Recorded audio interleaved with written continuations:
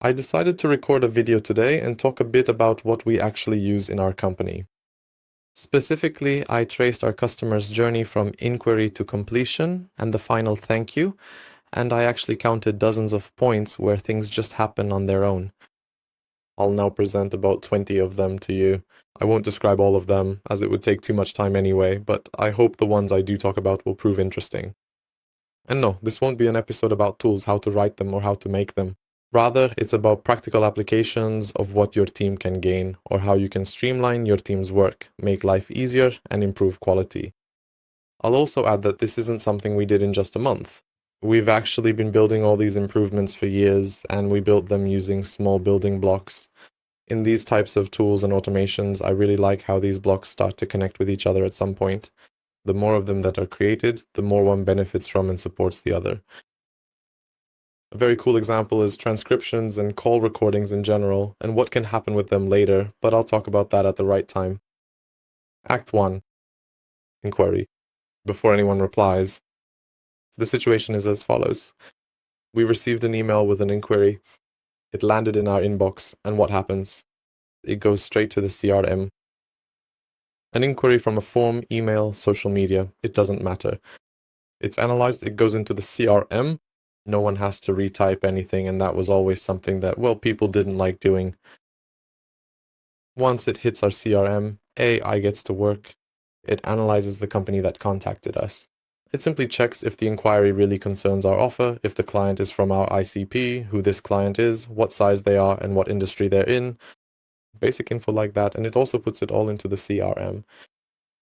Then the team immediately gets a signal via email, Slack, and also by SMS, tailored to their wishes and preferences. But of course, not all the inquiries that come to us are from our ideal customer profile. However, we don't waste them, and those that simply don't pass pre-qualification, we pass on to our partner. Thanks to this, the potential client gets someone proven who can help them. Even if it's not us, well, our partner is happy because they have a potential client of their own. We, on the other hand, get a small, but still a commission from it. Act 2, conversations and transcriptions. As I mentioned at the very beginning, something I really like is this connection between individual automation blocks, how one supports the other. Over time, it grows beautifully. The snowball effect is truly wonderful. A great example of this is transcriptions. Notes make themselves. This isn't anything new anymore. I think every company that communicates a lot, especially online, uses some form of transcription. It's just that it can be a simpler or more advanced way of using it. Of course, the basic is that we have a transcription, and in our case, as soon as it appears, the recording file goes to the client's folder on our Google Drive. Plus, if it's also a sales topic, the note goes to the CRM. Secondly, nothing is lost. The system checks what we talked about. Practically every transcription system offers something like this in a default, standard form. Well, we've refined ours. Our system knows exactly what we do, what to look for, what our work style is. Lots of nuances. There was a lot of refining there, but it was really worth it. Customer mood. Maybe not so much mood. Moods change, but the tone of the conversation, the topic of the conversation, what the format of the discussion was in general. We notice if the relationship with the client is good or if something is starting to go wrong. Maybe something needs attention. Often when two people talk, they don't quite catch certain nuances. The assistant helps us catch some additional signals. It happens to be alarmist sometimes, but it really gives interesting insights. All this data, since we already have it, we've built a larger group from it, and for example, we have the customer's mood on a chart. We can see if it changes over time, how it changes over time, if it improves, if it's stable, or if it might be getting worse. In this last situation, we can react quickly when we see that from meeting to meeting some more significant problems are starting to appear. This is a really cool example of how many things can be built on the basis of, well, in this case, transcriptions that we have properly aggregated. And that's not all, but I won't drag it out because the episode would probably last an hour. Contract signed, project starts. Maybe not everything in the project starts on its own, but the technicalities do. First of all, a salesperson can easily transfer information from Pipedrive to Teamwork. In our case, Pipedrive is the system where the sales department works. Teamwork is our operational system. If a new project appears, the salesperson simply selects the deal address from Pipedrive, the project address from teamwork, and all the data, the entire conversation history, all arrangements automatically go to the notes for the production team. Secondly, project structure is also a common problem. At least it used to be for us, where every project looked a bit different regarding folders, folder structure, file names, and reports. It works, but it's much more convenient, much better when we have a fixed structure. We have a folder, we know what the subdirectories are, what the reports are, what the schedules are. Everything is done in the same template. If we change something, we change it globally because we update the template and all new projects have the new version right away. There's no situation where someone had an old link saved somewhere and is using an old version. Act 4. The project continues. The project continues and I'm monitoring it.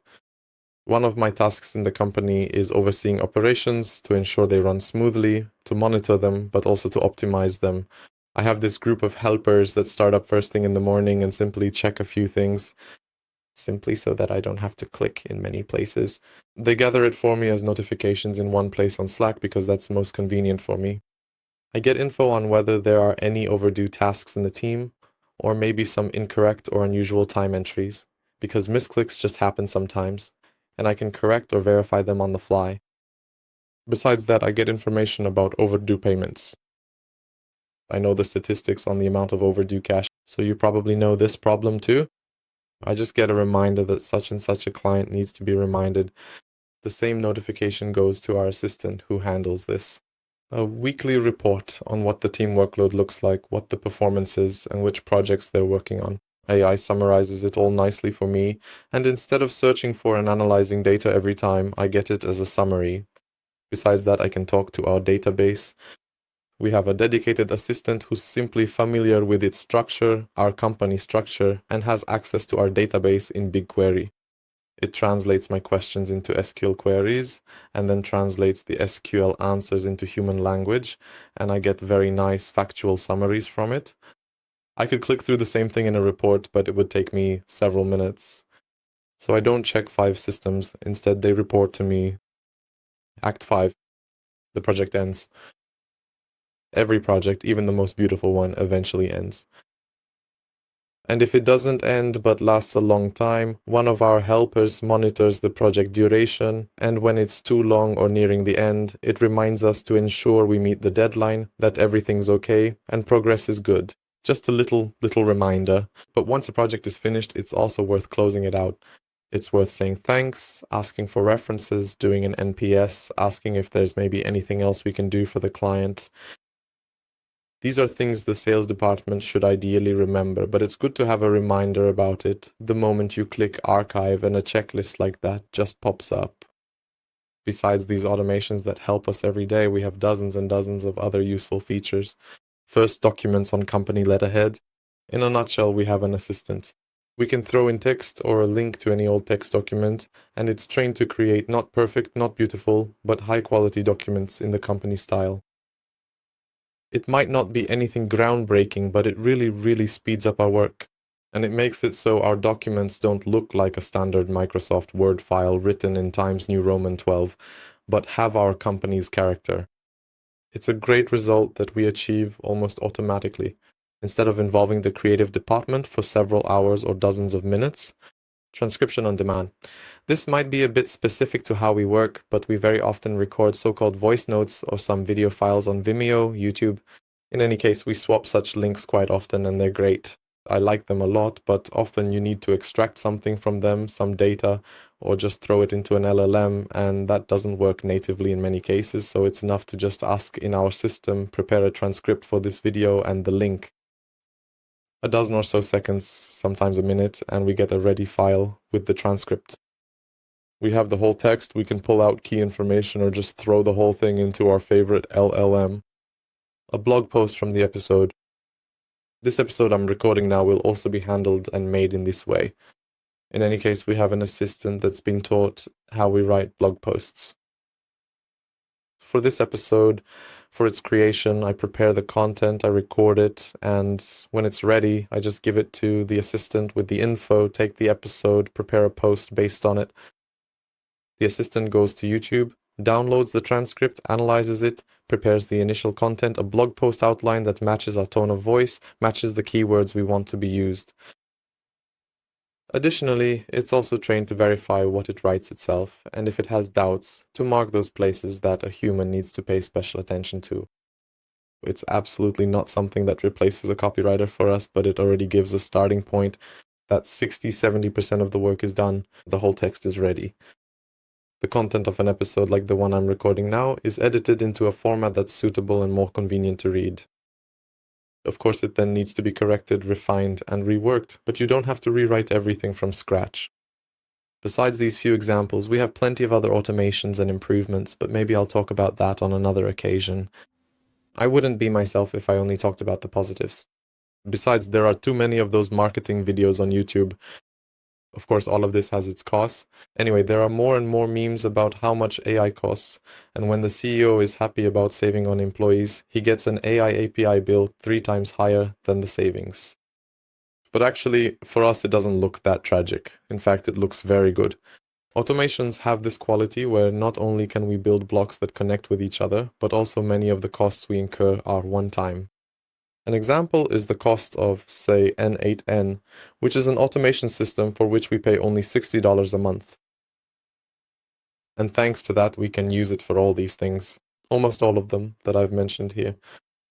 Of course, API costs are a different story, as you have to pay for AI every time, but here, for example, matching the specific model to our needs comes to the rescue. We need additional tools to create these automations, but the benefits we gain from them are still much, much greater than the costs we incur. But of course, like any machine, this one also requires supervision. Sometimes something gets stuck, sometimes you need to update the configuration because, for example, a new LLM model came out. Sometimes you need to update something in the API, sometimes the data structure has changed. Over 20 automations that run all the time at various stages of our company's work, but they don't decide for themselves. Of course, if it is a decision about creating a folder for a newly established client project in Teamwork, they are able to make those decisions independently, entirely on their own. However, it is important to emphasize that they do not reach out to clients directly, nor do they publish any content on our website themselves. Their responsibilities remain strictly limited to internal organizational tasks only. For now, they are not yet recording videos for me, but they do save us quite a lot of time. It's honestly hard to estimate exactly because there were certain things we simply didn't do before and now we do, such as having full call transcriptions, performing customer sentiment analysis, double-checking all transcripts, and creating a complete history for each customer. We didn't have that before, but I truly believe that, in addition to helping us do more, do things better, and complete them more accurately, these tools also save us valuable time on tasks we used to do manually. So I'm genuinely delighted with the positive impact they have on our operations, and I'm confident that we'll be adding many more of them to our capabilities in the future. I have a proposal for you. Take the last client who came to you and trace the entire journey they had to take from the moment of first contact with the company to the completion of the project to the sale of the product. What were the touch points? What happened at the various stages? At which points did people have to manually move something, transcribe, search, analyze, prepare? Just look at which of these elements took them the most time and which of them are repeated for every client. If these two factors, these two features are present, then there's a good chance that the work can be automated. Of course, I'm talking about work done at a computer.